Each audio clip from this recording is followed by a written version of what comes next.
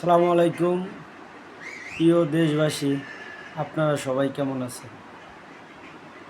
আমি আপনাদের সবার উদ্দেশ্যে বলতেছি যে চট্টগ্রামে বর্তমান বন্যার পরিস্থিতি ভয়াবহ। আমি অনেক ভিডিও দেখলাম এবং আমি নিজেও আমার এলাকায় কিছু ভিডিও করছি।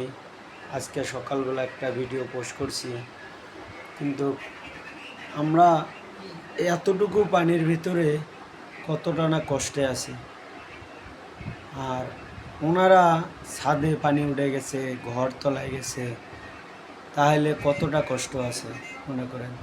আমরা ঠিক যেমন বাসায় আছি, বাসার কলের পানি খাইতে পারতেছি না, গন্ধ করে, পানি মুখে দেওয়া যাচ্ছে না, গন্ধ করে। এতটুকুই কষ্টে আমাদের সইতেছে না। আর চট্টগ্রামবাসীরা কতটাই কষ্ট আছে, তাহলে আমরা একবারও কি ভেবেছি? আমরা বর্তমান বিশ্বকাপ ফুটবল খেলা নিয়ে সবাই মেতে উঠতেছি, কিন্তু এই গরিব দুঃখী অসহায় এই মানুষগুলোর পাশে যদি আমরা সবাই দাঁড়াই, তাহলে ওই মানুষগুলার প্রাণ বেঁচে যাবে। একজন মহিলা দেখলাম 9 মাসের গর্ভবতী, উনি গাছের উপরে বসে জীবন বাঁচার জন্য তাগিদা করতেছে। যাক, আমি তারপর আরেকটা ভিডিও দেখলাম, ওনাকে সেনাবাহিনী হেলিকপ্টারে করে ওনাকে বাঁচাইতে নিয়ে গেছে। ধন্যবাদ জানাই সেনাবাহিনীকে। কতটুকু সত্য জানি না, কিন্তু আমি এক ভিডিওর মধ্যে দেখেছি, আমার খুব ভালো লাগলো। ধন্যবাদ সেনাবাহিনীকে আবারও জানাচ্ছি।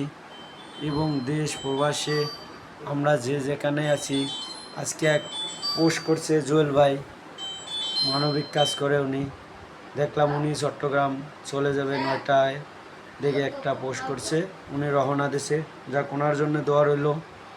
আর এক কচ্ছপ বেলাল, উনিও 1 কোটি টাকা 2026 সালে অনুদান দেবে।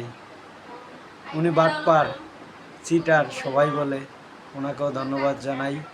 ভাই, আপনি এগিয়ে যান, গরিব দুঃখী অসহায় মানুষের পাশে দাঁড়ান।